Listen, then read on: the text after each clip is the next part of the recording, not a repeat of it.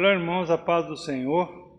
Estamos aqui mais uma vez para dar continuidade ao nosso estudo da palavra. Como eu disse na semana passada, eu peguei essa revista aqui da CPAD, tem o título A Fragilidade Humana e a Soberania de Deus, falando sobre o livro de Jó, com lições muito importantes para a nossa vida, para o nosso crescimento espiritual. Eu queria lembrar aos irmãos que essa revista, a gente acha ela na livraria, no Eldorado. Eu comprei lá. Se você quiser comprar para estudar em casa, fique à vontade.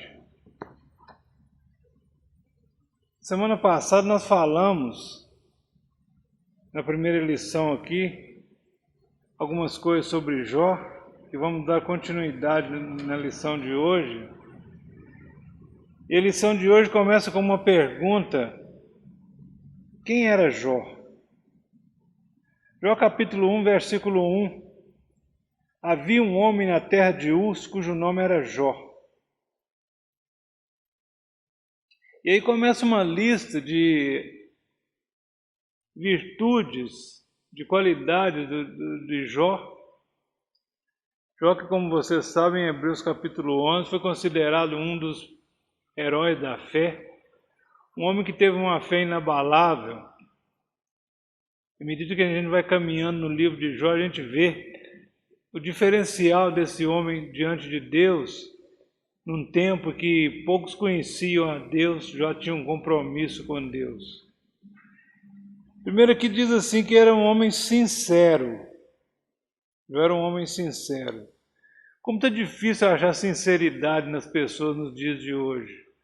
Mesmo no meio cristão, quantas pessoas não são sinceras, não falam aquilo que deveriam falar, deixam de corrigir o seu irmão, deixam o seu irmão ir para o buraco, sem dar a mão e corrigi-lo.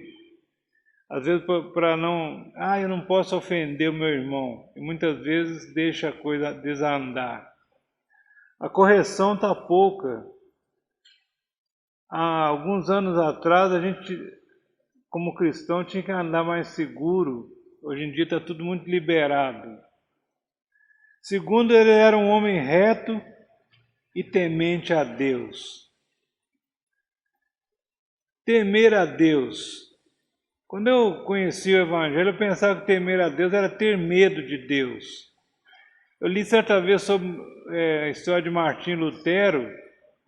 Martim Lutero conta assim, quando ele era monge ainda, ele tinha uma ideia de Deus com um chicote na mão, pronto a castigar tudo que o homem fizesse com chicote.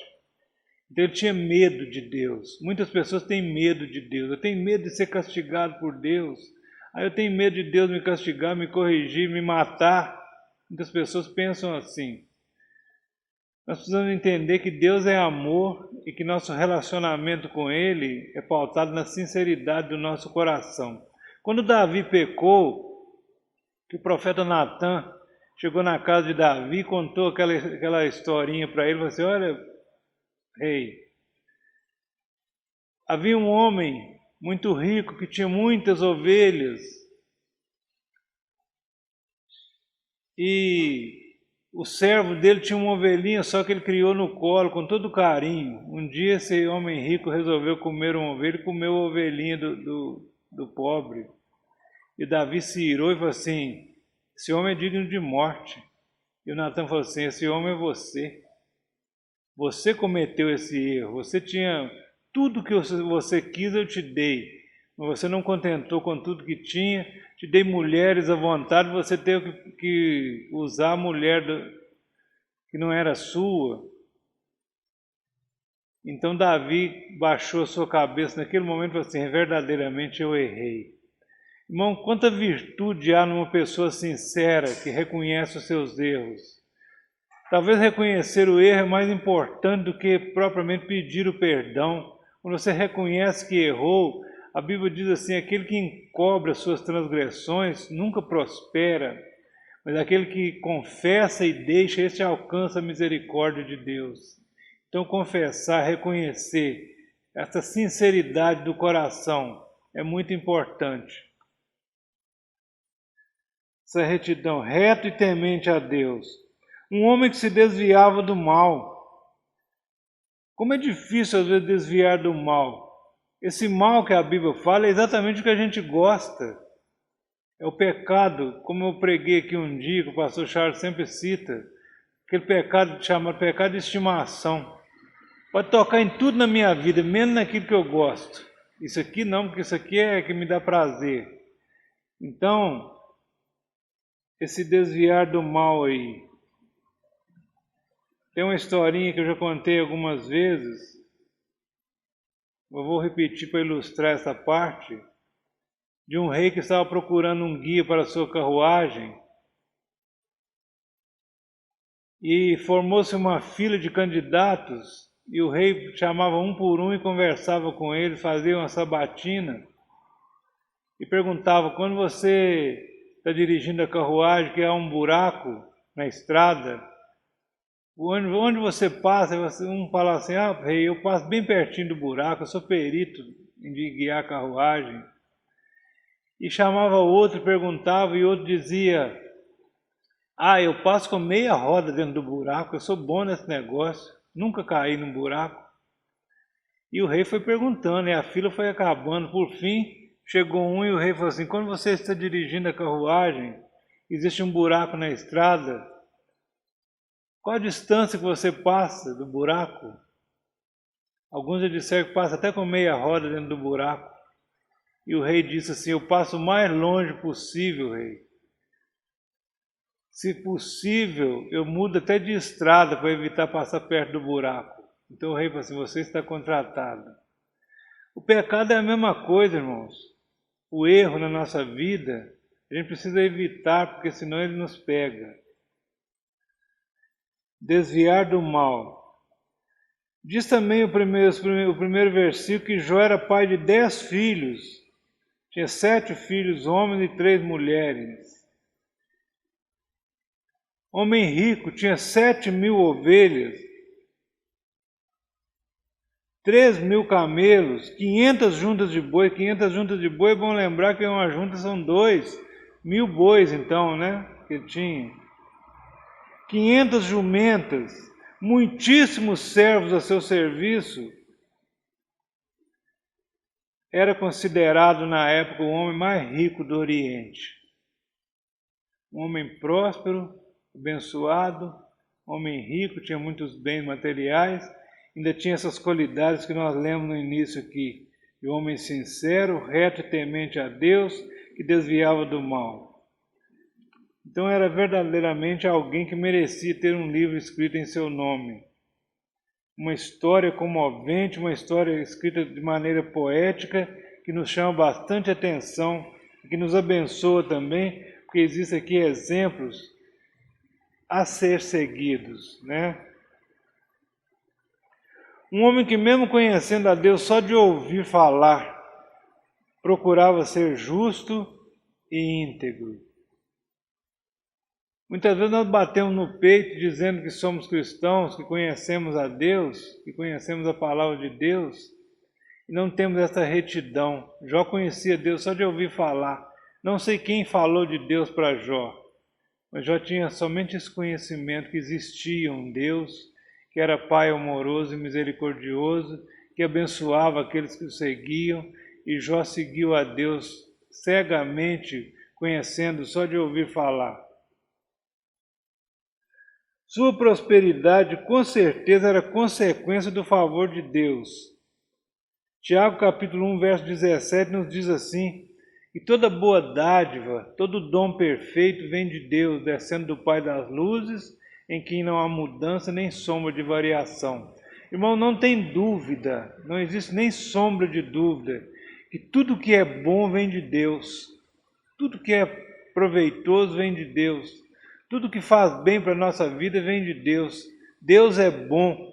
A palavra diz que Deus é bom e a sua misericórdia dura para sempre. Então tudo que é bom vem de Deus. Como diz o versículo, toda boa dádiva e todo dom perfeito, né? A vida piedosa de Jó nos é apresentada como sacerdote da própria família e um exemplo para nós até os dias atuais. Sua conduta mostra a todos nós que é possível ter riqueza ou ser próspero e ao mesmo tempo ter um caráter íntegro e piedoso.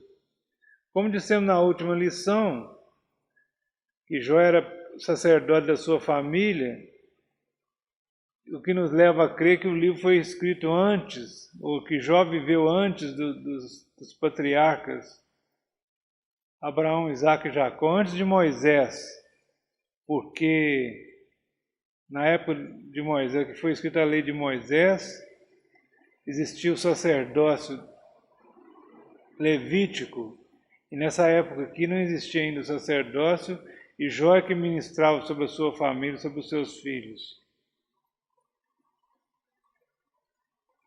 Jó era esse homem, possuía muitos bens, uma família abençoada, mantinha comunhão com Deus, era íntegro, possuía o sentido de inocente, ou seja, íntegro, quer dizer, pessoa inocente e sem culpas.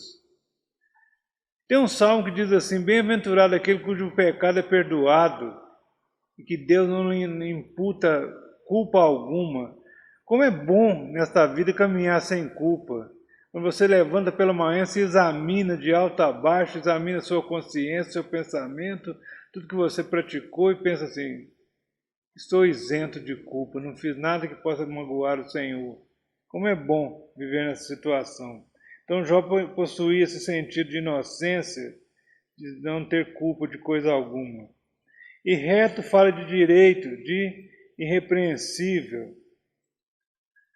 Pessoa reta é uma pessoa irrepreensível, que não tem nada de chamar a atenção dela. O nosso conceito de retidão, às vezes, é muito superficial. Assim, por que você é reto? Assim, eu não mato, eu não roubo, eu não adultero, eu não prostituo. Como se isso fosse tudo, né? É muito pouco, é muito superficial. É como o fariseu que orava no templo. O fariseu batia no seu peito e dizia assim: Senhor, não sou como os demais homens, ladrões, roubadores, injustos, adúlteros. Ah, Senhor, eu jejuo 2 vezes por semana, eu dou o dízimo de tudo quanto tenho. Está em Lucas capítulo 18, versículo 11. Foi Jesus que contou essa historinha. E o fariseu dizia todas essas coisas, que não era injusto como os outros homens, que era um homem que jejuava 2 vezes por semana, que dava o dízimo de tudo quanto tinha. Enquanto isso, o publicano, que era considerado pecador, nem levantava os seus olhos ao céu, mas dizia: Senhor, tem misericórdia de mim, porque sou um homem pecador. Irmãos, como é bom reconhecer isso todos os dias, ainda que você se sente reto, ainda que você se sente uma pessoa que anda corretamente, mas virar para o Senhor e falar assim: Senhor, tem misericórdia de mim, porque eu sou pecador, sou sujeito a errar todo momento da minha vida. Então que o Senhor, como diz na oração do Pai Nosso, que o Senhor nos livre do mal, o Senhor me livre do mal. Nossa oração de vigilância, de clamor a Deus para não pecar contra o Senhor. O salmista diz assim: Senhor, escondi a tua palavra no meu coração para não pecar contra ti. Quando a palavra do Senhor está escondida no nosso coração, ela é como se fosse um juiz que nos leva a fazer as coisas certas, pelo temor de Deus, não por medo de Deus. Não precisamos ter medo de Deus, porque Deus é bom, mas ter temor de Deus e da sua palavra. Esse temor traduzido seria respeito pela santidade de Deus. Então o fariseu orava no templo falando das suas qualidades. Jesus falou assim: olha, o publicano desceu do templo justificado, o fariseu não. Então, como volto a repetir, o reconhecimento do erro é muito mais importante do que até pedir perdão. Quando nós reconhecemos que erramos, já é um pedido de perdão embutido que nós fazemos a Deus. Somos muito superficiais. Jó, como sacerdote da sua família, era extremamente zeloso. A palavra diz lá no texto que ele sempre orava pelos seus filhos. Os seus filhos se juntavam, se reuniam para festejar, para confraternizar.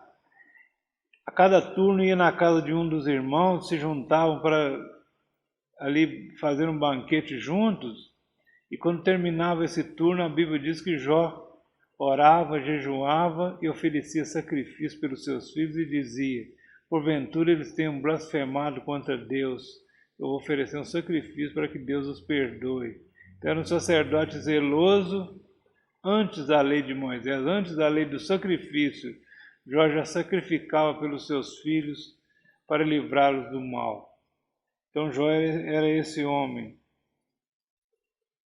Notamos que a fidelidade de Jó não era algo oculto, mas praticado publicamente. Jó não era crente 007. 007 é aquele agente que ninguém conhece, né? Só ele mesmo sabe, mas ele é oculto. Ninguém sabe quem é o 007. Muitos crentes são assim. Tem uma roupinha para vir na igreja, mas quando sai fora da igreja, volta uma vida normal, né? Sem nenhum compromisso com Deus.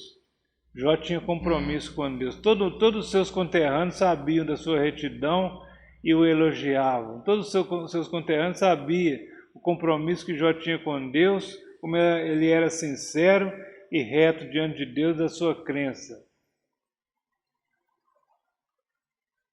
Como pai de família, homem de negócio e membro ativo de uma sociedade política, exercia influência e era considerado o melhor ser humano da sua época. Esse era Jó. Quando Jesus disse assim: vocês são o sal da terra, cuidado para que o sal não se torne insípido e seja pisado, jogado fora e pisado pelos homens. O sal sem sabor, ele não serve para nada. Muitas pessoas têm sido um sal sem que perdeu o sabor, não consegue influenciar ninguém mais. Aliás, às vezes influencia pelo lado errado. Essa semana mesmo eu ouvi algo que me deixou muito triste. Eu indiquei um profissional para uma pessoa e disse assim: eu não gosto de mexer com essa gente, com esses evangélicos não, porque eles me dão muito trabalho. Então o testemunho foi ruim, sabe o que ele fez? Não foi bom. Então a gente precisa ser esse sal que salva aquilo que está perdendo. E outra vez Jesus disse: vocês são a luz do mundo. Não se esconde uma luz, uma lâmpada debaixo da cama, mas a gente coloca ela no lugar alto para que ela ilumine. Jó era essa lâmpada colocada no lugar alto para iluminar. E todos viam a sua luz, todos viam a sua retidão, a sua conduta. O motivo, irmão, de sermos chamados Igreja do Deus Vivo, coluna e baluarte da verdade, é exatamente porque a nossa função é ser colocado no lugar que todos vejam. Todos precisam ver a retidão na nossa vida. Todos precisam ver a sinceridade na nossa vida. Precisam ver a verdade na nossa vida.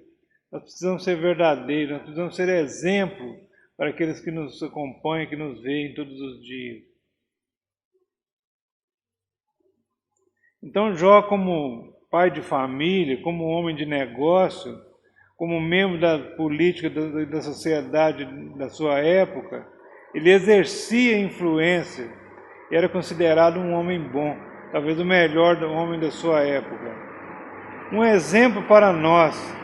Ninguém tem que se isolar para ser santo. Antigamente tinha uma ideia, por isso foi criados os mosteiros, os conventos. A pessoa, quando queria ser bom, tinha que isolar. Eu não posso ter contato com ninguém. Mas quem prende uma mente, quem prende um pensamento de uma pessoa, né? Isso nunca funcionou. Então, para a gente, se fosse preciso isolar, nós teríamos que morar nesse convento, né? Aquele que é santo prevalece no meio da tentação, sem se corromper. Tem um ditado que diz assim que o ouro é provado no fogo, né? Se o ouro for colocado no fogo e ele derreter, ele é falso. O ouro é provado no fogo. Nossa vida é provada no meio da tentação, é no meio da luta, no meio da tempestade do dia a dia. A nossa vida é provada e aprovada ou reprovada. Então nós precisamos conduzir-nos de maneira correta, de maneira que agrada a Deus.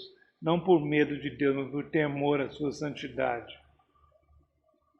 Então Jó era um exemplo para nós, não se isolava. Se a solução fosse o isolamento, nosso lugar seria no mosteiro, né?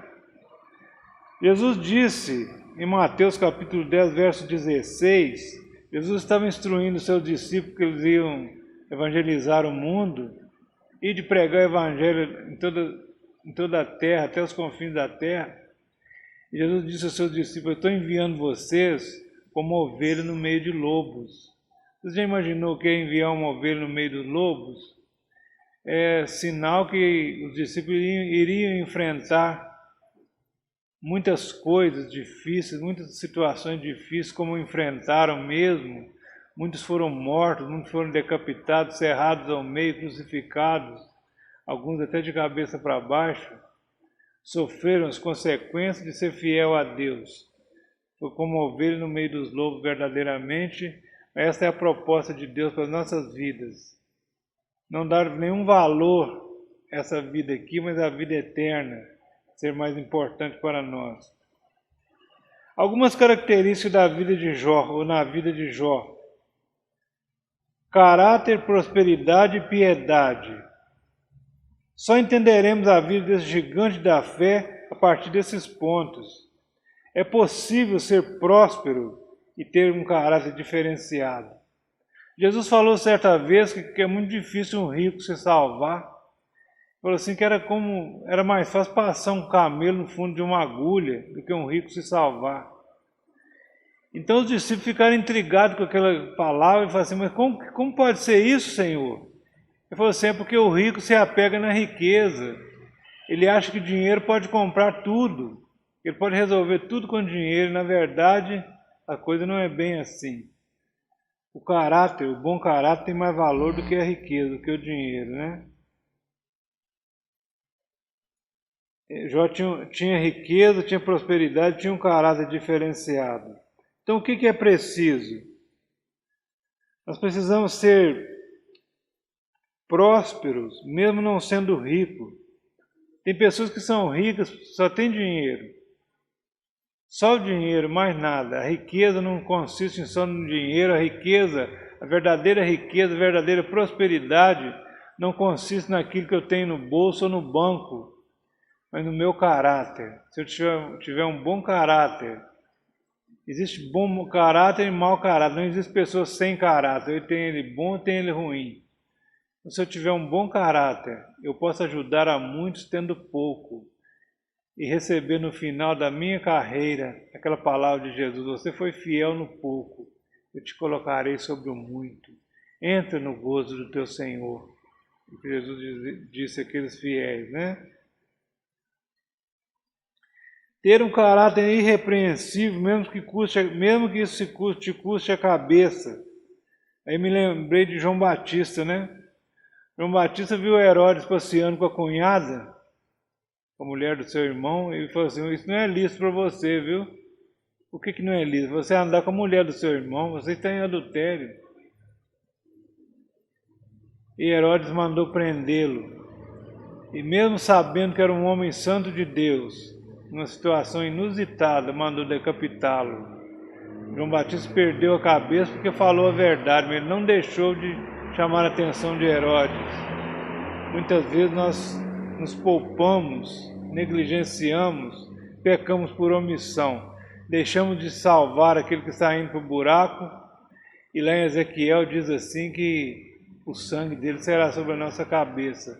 Quando você vê o ímpio se perdendo, você não avisar a ele que ele está se perdendo, você é culpado do sangue dele. Ser piedoso e não religioso. Há muita religião no mundo, rituais. O ir ao culto se tornou uma coisa mais importante do que ser piedoso, do que ser sincero, do que ser reto. Muitas pessoas pensam que por frequentar a igreja está tudo resolvido, e a coisa não é bem desse jeito.